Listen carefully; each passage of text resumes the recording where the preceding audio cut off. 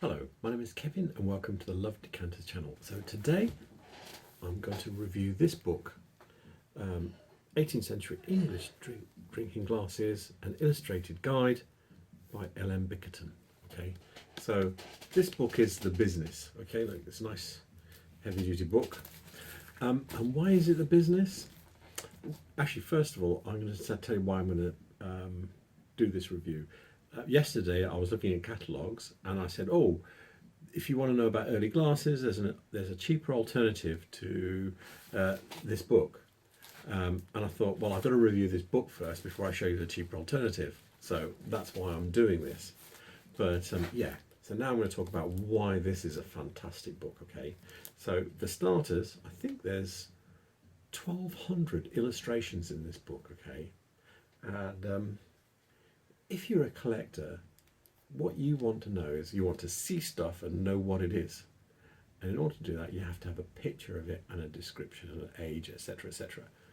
This book does that in spades. There's 1,200 illustrations.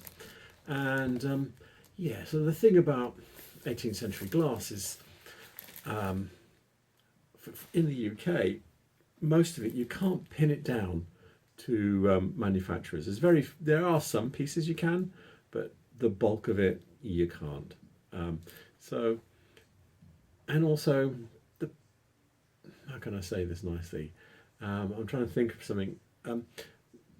So there's no like fixed patterns. You know, everything was entirely handmade, and quite often made over quite a different long period. And also, things that were similar were made by lots of different manufacturers. There were dozens of manufacturers, and yeah, so that's one of the reasons why you're looking at this and you're just trying to get a rough feel. The only thing it doesn't give you is what does it feel like, what does an 18th century feel like, copy feel like compared to a reproduction. And you've got to get out there and have a look for yourself and feel the difference. You know, get out, pick them up, have a look at them, and eventually you'll get to know this is a copy and this is a new. So I'm going to show you some stuff on that another time, but yeah, you can only do that by going out in the field and looking at stuff and getting a feel for what the real old stuff looks. You know, go to some good fairs and good antique centres and look at what's in there and get a good feel for what the real thing looks like, so that when you see something out in the wild, you'll know it's the real thing and not copy. But anyway, back to this. So what makes 18th century glasses special? One, traditionally it was a collector thing. If you go back to when I started collecting, there were probably loads of old boys that were collecting it. This is what I call the crusty old git glass. Loads of old boys collecting this kind of glass. So it was the thing, and you know, also timelines moved. So when I started collecting, back in beginning of 90s,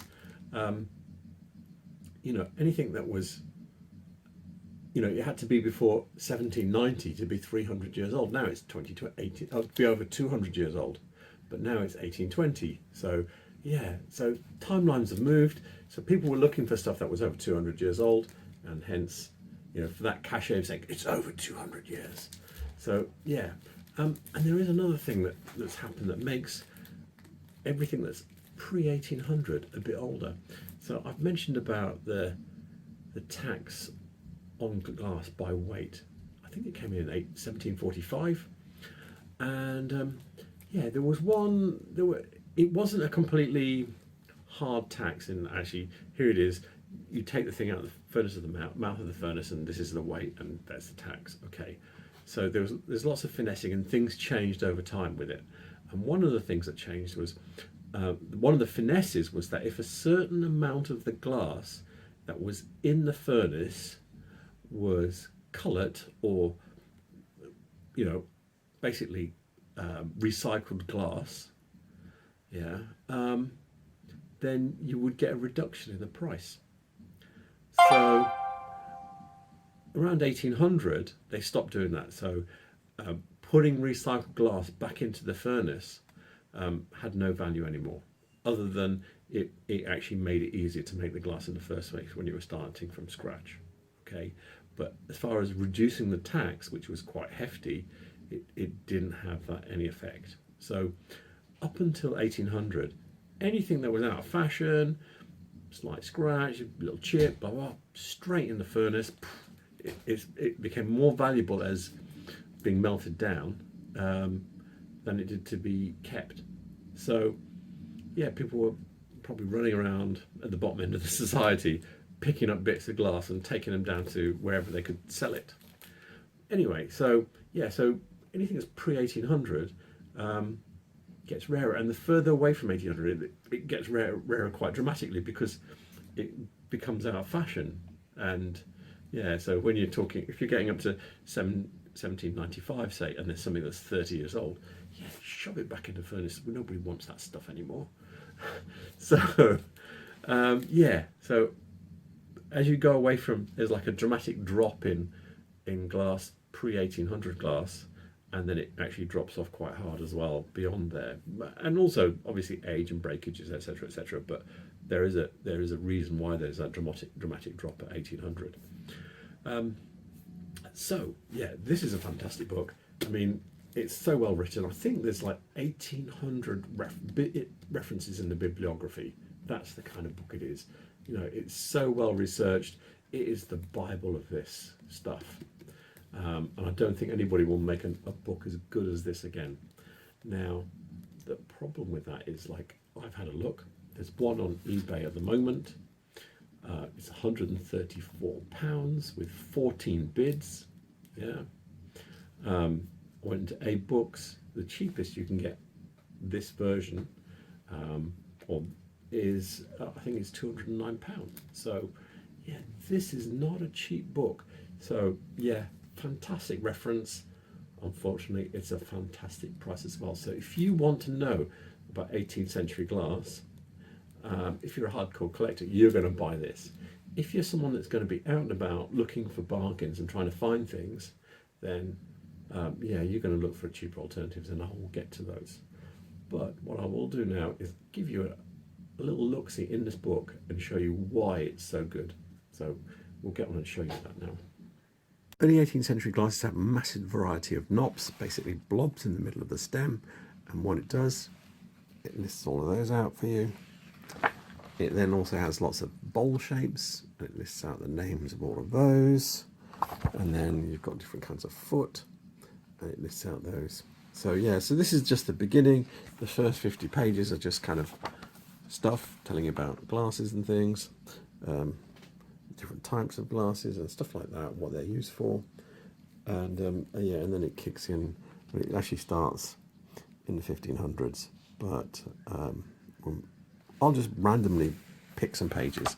So yeah, so this is, and it goes time-wise. There's different categories, but at the beginning it is showing you the early 18th century stuff. But you can see there's like picture description, and this is what makes it great. You know, page after page. In fact, I think there's over 300 pages of picture description. You know, going forward in time,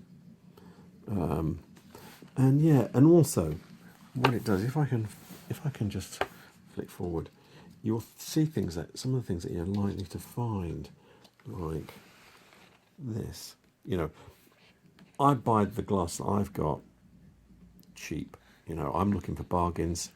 I bought one of these as a bargain. So they are out there. And there's a few other things that are in here that I've bought as bargains over time. It's got ale glasses. Yeah, these can be sometimes bought quite cheap. This is an ale glass. So it's the rudimentary stem section is where, yeah, that's where you find the bargains. Because ale glasses count as rudimentary stems. Jelly glasses. But you get the idea. It just goes on and on and on, page after page. Rummers. But the only thing you have to remember is that it does cut off at 1800. So, yeah, the newer things. Lynn decanters and glasses. It's got a few of those. This is one of the few glasses where you can actually tell where it's from. But yeah, it just goes on and on. It talks about commemorative glasses, yeah, stuff that you'll never find. It'll be able to afford. And yeah, it just goes on and on and on. Just page after page of it. And that's what makes this good. And if you ever want to go, oh, let's see if I can find any books or anything, look at all these. This bibliography is just a monster. And some of them are like an article in the Times from 1961. You know, what the hell? So anyway, so that's what the book is like. It is absolutely fantastic book, and I've quoted this. I can't remember. I found a glass for £5, and I put it up, and I said, this book was telling me it's from 1750, so I think that might be right. I'm not certain. And then Andy McConnell chimed in and said, it's right. So if Andy McConnell says this book is right, it's right, and that's as good enough for me. So there you go. You get the book, you spend hours and hours and hours flicking through it, and then you know everything. That's the answer. That's the answer to being an expert on 18th century glass. But it doesn't beat actually picking a few up and having a good look at them, because yeah, and I said, go to fairs, go to antique centres, ones that have got the old stuff, press your nose up against the cabinet and have a really good look at it. And if you get a chance to get it out and have a handle of it, do that too, because that's the only way you're going to really know. There are copies out there, and that's the only way you're going to know the difference between a copy and the real thing. But fantastic book. I said 1,200 illustrations. Yeah, there's no beating that. It is black and white, but then it's glass, isn't it? And it's pretty much all clear glass. So yeah, colour doesn't make any difference there really.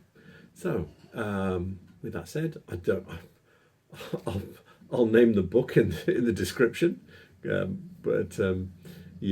it's a fantastic book. But if you just want to go out and buy it, get your £200 out, because that's what it's going to cost you. You might get lucky on eBay if you keep your eyes open.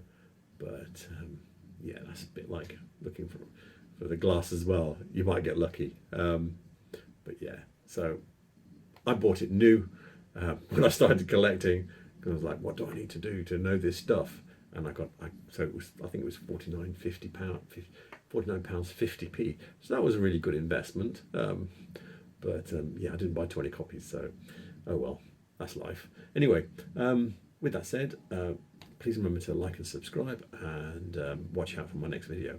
Thank you. Bye.